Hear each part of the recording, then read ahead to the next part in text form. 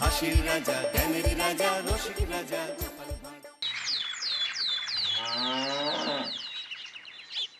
এই যে তোমাকে বাজার থেকে যা যা আনতে বলেছি সব মনে আছে তো? মনে থাকবে কি থাকবে না জানি না, তাই আমি কাগজে একটা ফর্দ বানিয়ে নিয়েছি। গোপাল দাদা, পুটির মায়ের দাঁতের যন্ত্রণাটা আরো বেড়েছে। কাল সারা রাত যন্ত্রণায় ছটফট করেছে। আমাদের বৈদ্যমশাই দাঁতের শল্য চিকিৎসা শিখতেই বাইরে গেছেন, আজকের মধ্যেই আশা করি চলে আসবেন। কিন্তু ও যে আর পারছে না। শোনো, তুমি একটা তুলোর মধ্যে লবঙ্গ তেল দিয়ে পুটির মায়ের যে দাঁতে ব্যথা হচ্ছে তার গোড়ায় রাখো। বৈদ্যমশাই এলে আমি তোমাদের বাড়িতে যেতে বলছি। আচ্ছা গোপাল দাদা। যাই, বাজার থেকে চটপট ঘুরে আসি, এরপর আবার রাজসভায় যেতে হবে।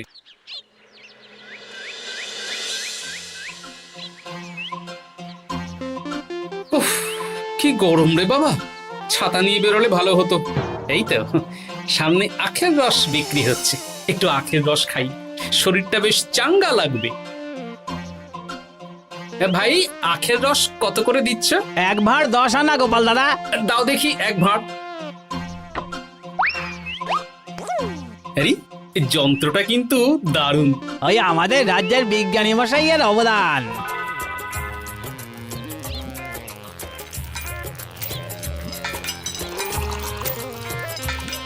এই নাও গোপাল দাদা।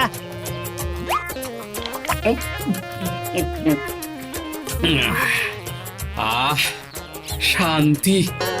এই নাও ভাই, তোমার 10 আনা।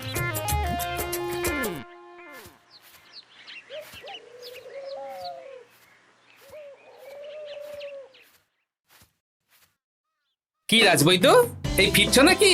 হ্যাঁ, এতদিন আমি দাঁতের চিকিৎসার ব্যাপারে তেমন কিছুই জানতাম না। এবার সব শিখে এসেছি। ভালোই করেছো, তুমি একেবারে প্রথম রোগীকে দেখে তারপর রাজসভায় এসো। প্রথম রোগী? পুটির মা গো, কালকে সারা রাত যন্ত্রণায় ঘুমোতে পারেনি। আরে আর বলো না, কদিন আগেই পুঁটির মাকে নিয়ে পুঁটির বাবা আমাদের বাড়িতে এসেছিল। দেখলাম ওই বাড়ির দাঁতে বিস্তর সমস্যা। সেই জন্যে দাঁতের শল্য চিকিৎসা শিখতে চলে গেলে? ঠিক তাই, আমি ব্যথা কমার পথ্য দিয়ে এসেছিলাম। দেখি এবার দাঁতটা তুলেই দিতে হবে। তাহলে তুমিও পুটিদের বাড়িতে যাও, আমি বাড়িতে থলে রেখে আসছি। আজ না হয় দুজনে একটু দেরি করেই রাজসভায় যাব। বেশ বেশ।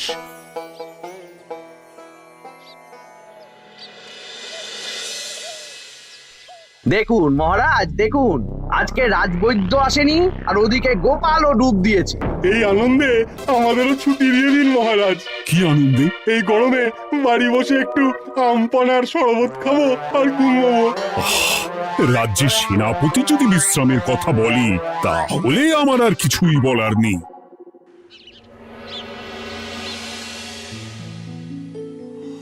এই তো দাঁতটা পুরো পোকায় খেয়ে নিয়েছিল। এখন দুদিন কোনো কথা বলা যাবে না, শুধু জল বা তরল জাতীয় খাবার খাবে।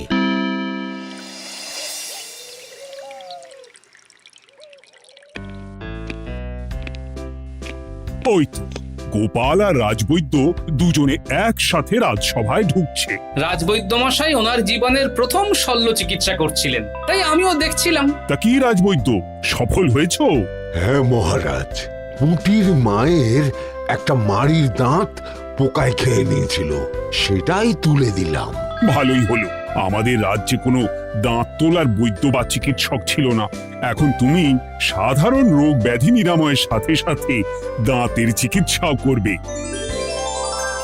কিন্তু মহারাজ, একটা যে সমস্যা আছে। আবার কি সমস্যা? আমি যে দাঁতের শল্য চিকিৎসা করি এটা তো আর রাজ্যবাসী জানে না, তাই কতজন আর আমার কাছে আসবে সে নিয়ে আমার সন্দেহ আছে। মানে তুমি চাইছো যাতে তোমার কাছে বেশ কিছু রোগী তাড়াতাড়ি আসুক, যাতে তুমি অনুশীলনও করতে পারো, তাই তো? একদম ঠিক ধরেছেন মহারাজ, কাজ না করলে হাত পাকাবো কি করে? তাহলে ঢেড়া পিটিয়ে বলে দিলেই তো হয়। এতে তেমন ভালো কাজ হবে বলে মনে হয় না। তা তুমি কি বলতে চাইছো গোপাল? প্রচার হবে, কিন্তু একটু অন্যভাবে। কিভাবে? আজ বিকেলে আমি রাজবৈদ্যর হয়ে প্রচার করব, শুনে নেবেন। বেশ, শুনুন শুনুন শুনুন, আমাদের কৃষ্ণনগরের রাজবৈদ্য এখন দাঁতের শল্য চিকিৎসাও করছেন। যারা যারা আমাদের রাজবৈদ্যের কাছে দাঁত তোলাবেন, তাদের দাঁত তোলার পরে দুদিন কোনো শত্রু থাকবে না। চিকিৎসার সময় সকাল 7টা থেকে সকাল 10টা পর্যন্ত।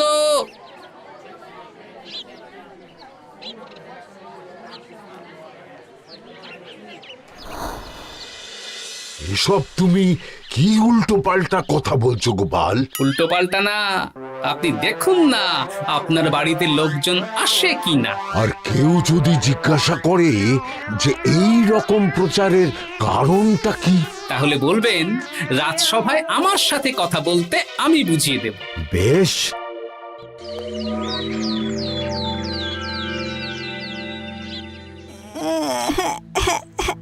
তোকে বারবার বলি এত মিষ্টি গুড় কাঠি খাস না।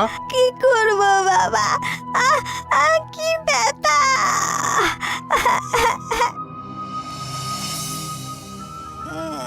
বাড়ি আছেন নাকি বৈদ্যমশাই? হ্যাঁ আছি আছি। এই আমার ছেলেটার না দাঁতে খুব ব্যথা দুদিন ধরে। দেখছি। তা আপনাকে তো এই রাজ্যে আগে দেখিনি। আমি পাশের রাজ্য থেকে আসছি। শুনলাম আপনার কাছে দাঁতের শল্য চিকিৎসা করালে আগামী দুদিন কোনো শত্রু থাকবে না। ঠিকই শুনেছেন। বেশ, তাহলে বলুন কেন থাকবে না? আগে চিকিৎসাটা করি, তারপর বলছি।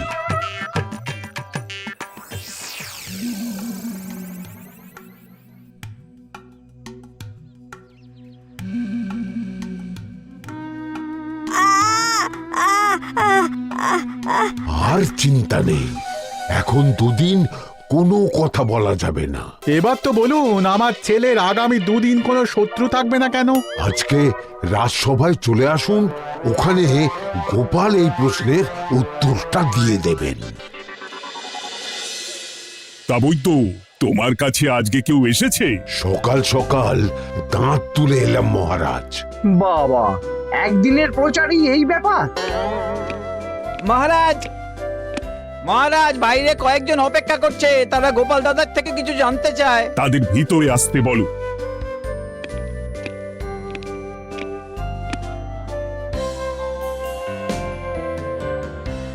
আজ আমার ছেলে বৈদ্যমশাইয়ের কাছে একটা দাঁত তুলিয়েছে। আমি জানতে চাই প্রচার অনুযায়ী আমার ছেলের নাকি আগামী দুদিন কোনো শত্রু থাকবে না, সেটা কেন বলা হয়েছে? আমরা জানতে চাই। বলতে পারি, কিন্তু কথা দিতে হবে। এই কারণটা বাইরে আর কাউকে বলা যাবে না। বেশ, বলবো না।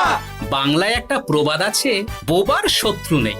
মানুষ সাধারণত কথার বিনিময়ে মতবিরোধ, বিবাদ বা শত্রুতা করে। যে ব্যক্তি কথা বলতে পারে না, তাই তার সঙ্গে কথা বলে মতবিরোধ হওয়ার কোনো সুযোগই নেই।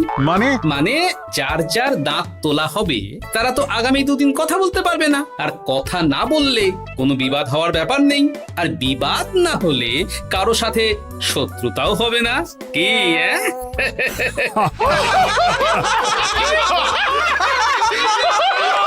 এই জন্যই তুমি হাসির রাজা গোপাল ভাঁড়।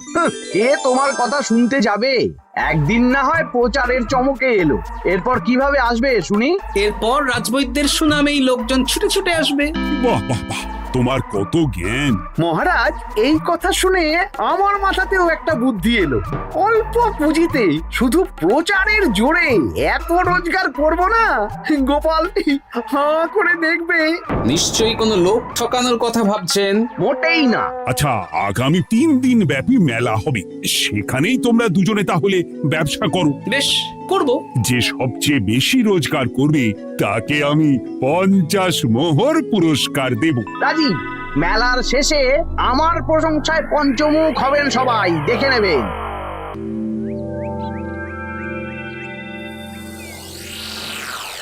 খুব তো বড় মুখ করে বলে এলেন যে ব্যবসা করবেন মেলার মাঠে।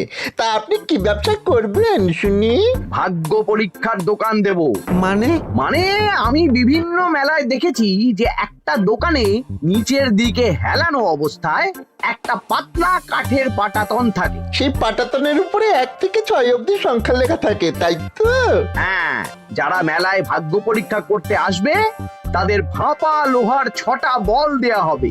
যদি ওই 6টা বলই 6 নম্বর লেখা খোপের মধ্যে ঢোকাতে পারে তাহলে প্রথম পুরস্কার পাবে।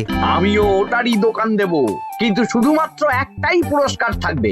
6টা বল 6 নম্বর খোপের মধ্যে ফেলে কেউ যদি 36 করতে পারে তাহলে সে পাবে 100 মোহর উপহার। আরে খেলার জন্য কত মোহর লাগবে? 1 মোহর। আপনি কিন্তু জেনে বুঝে বিপদ ডেকে আনছেন। একজন কেউ ফেলে দিলেই আপনার হাত থেকে 100 মোহর ফসকে যাবে। আরে মেলার ভিড়ে যদি আপনি পুরস্কার না দেন তাহলে জনতার একটা মারও ফসকাবে না। আরে সেই জন্যই তো তোদের পোষা। তোদের মধ্যে যে কোনো একজন ওই কাঠের পাটাতনের নিচে লুকিয়ে থাকবি। যখনই দেখবো কেউ 36 করে ফেলছে আমি গলা ঠাকরাবো আর তোরা কাঠের পাটাতনটা হালকা করে নিচ থেকে নাড়িয়ে দিবি। এটা তো দারুণ বুদ্ধি। কি বলছো গোপাল, তুমি আখের রসের দোকান দেবে? হ্যাঁ, এই গরমে আখের রসের বেশ চাহিদা। তোমার বানানো ওই যন্ত্রের চাকা ঘোরাবো আর আমার ভাগ্যের চাকা ঘুরবে। সে ঠিক আছে, আমার কয়েকটা যন্ত্র বানানোই আছে। তুমি না হয় মেলায় ব্যবহার করো 3 দিন। ব্যাস, আর চিন্তা নেই। এবার শুধু জমিয়ে আখের রস বিক্রি করব, সাথে বিভিন্ন মশলা, বরফ আর পাতিলেবুর রস দেব।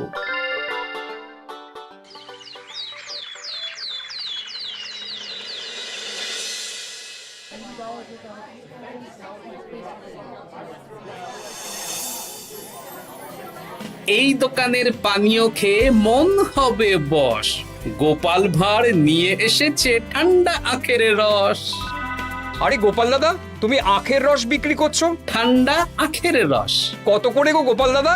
1 ভাঁড় মাত্র 10 আনা। 6 ভাঁড় দাও। এক্ষুনি দিচ্ছি। আসুন আসুন আসুন, সবাই আসুন। আসুন আসুন আসুন, এদিকে আসুন, এদিকে আসুন, ভাগ্য পরীক্ষা করুন।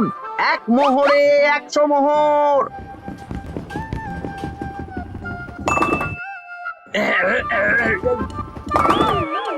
ভাগ্য পরীক্ষা করুন। মন্ত্রী মশাই বলেন কি 1 মোহরে 100? তুমিও ভাগ্য পরীক্ষা করাবে নাকি? একবার বাজিয়ে দেখতে দোষ কি? দাও, আখের রস খেয়ে বরং চলে যাই। এই তো হয়ে এসেছে। এই নাও, ধরো।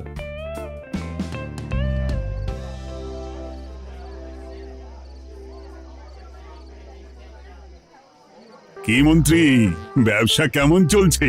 ভালোই।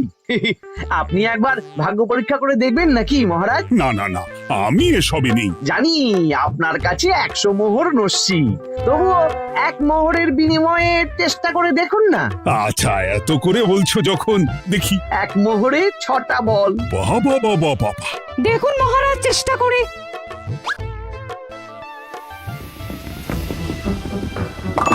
এই তো একটা 6 পড়েছে, আবার চেষ্টা করুন। জয় মা জয় মা। আবার 6। সাবাস। দেখুন হয়ে যেতে পারে, আর তো মাত্র 4টে বাকি। দেখি তৃতীয়টা। আরে পাস, আবার 6। নিন খেলুন।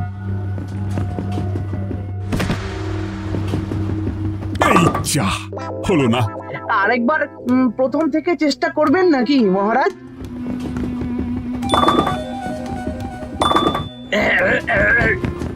না, এবারেও হলো না। 2 মোহর জলে। অন্য সব জায়গায় বাকি সংখ্যাতেও পুরস্কার থাকে, আপনার এখানে নেই কেন? আমার এখানে ধামাকা পুরস্কার, তাই বাকি আর কিছু রাখিনি। 36 করতে পারলেই 100 মোহর। এই নাও মন্ত্রী, 2 মোহর।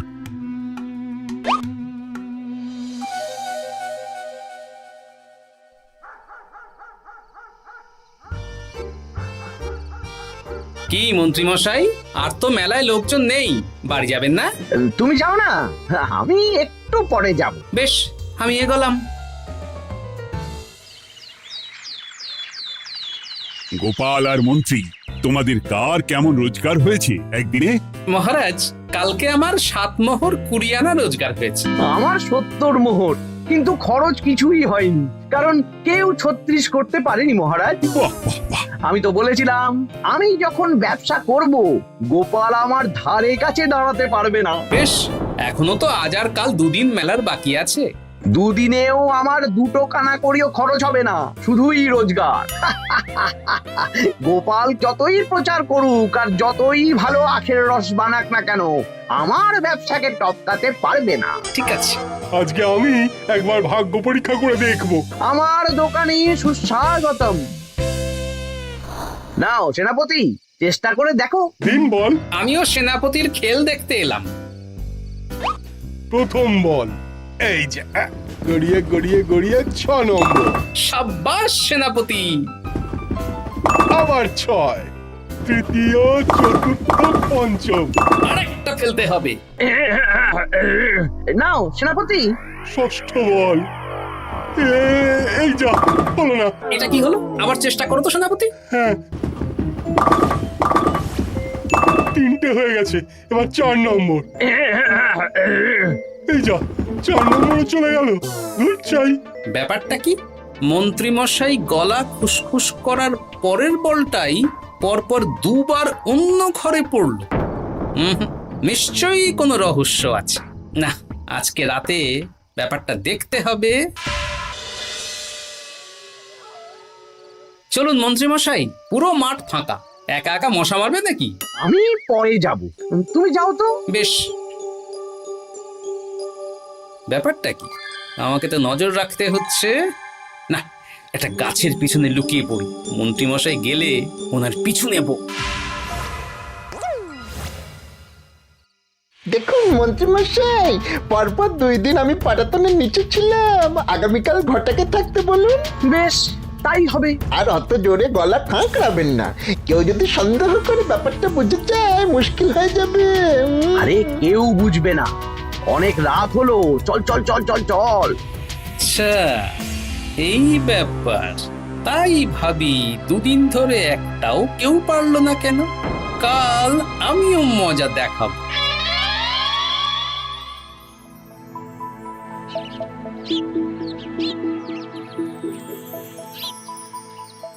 বাবা চলে এসেছেন দেখছি।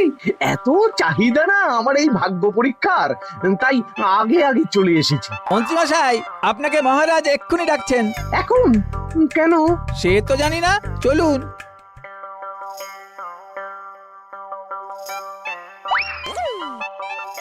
এই বেটা ঘটা, এবার বেরো। এ কি গোপাল দাদা, তুমি? হ্যাঁ আমি। খুব চালাক ভেবেছিস না? মন্ত্রী মশাইয়ের খেলা আজকে শেষ। প্রহরী, একে ধরে নিয়ে যাও।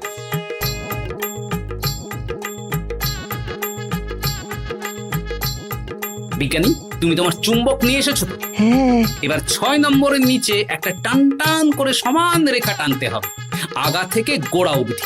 তুমি তো সব সকালে বুঝিয়েই দিয়েছো, দাঁড়াও দাগটা টেনে নি। একদম 6 নম্বর খোপ অবধি যাচ্ছে, সেই অনুযায়ী টান টান করে দাগ টানো। টানছি, তুমি বাইরে নজর রাখো। নজর রাখছি। কাজ হয়ে গেছে, তুমি একবার অনুশীলন করে দেখে নাও। হ্যাঁ দেখছি।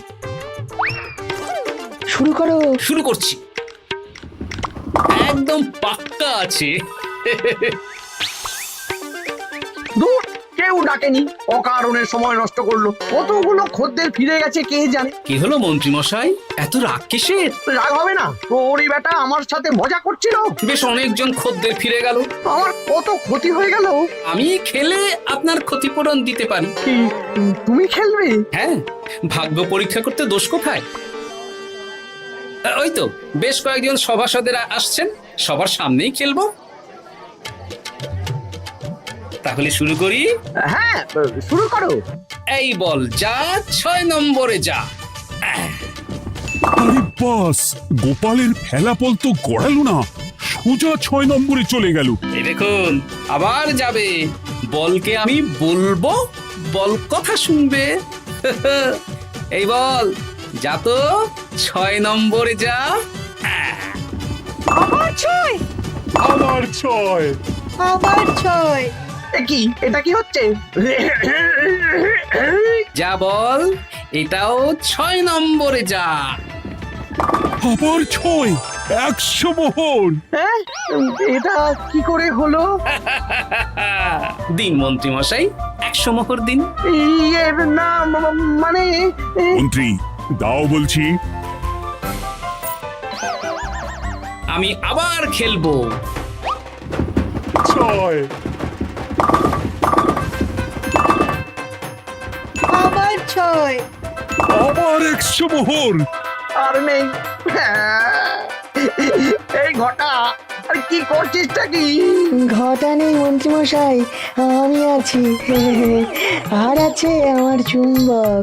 মানে মানে তোমার কারসাজি ধরা পড়ে গেছে মন্ত্রী।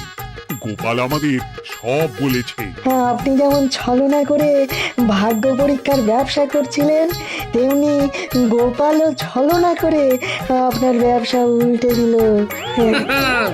তাহলে শেষমেশ কে জিতলো? হাসির রাজা, জ্ঞানীর রাজা, রসিক রাজা, গোপাল ভাঁড়। লোকের ভাগ্য পরীক্ষা করছিলাম আর আমারই দুর্ভাগ্য নেমে এলো।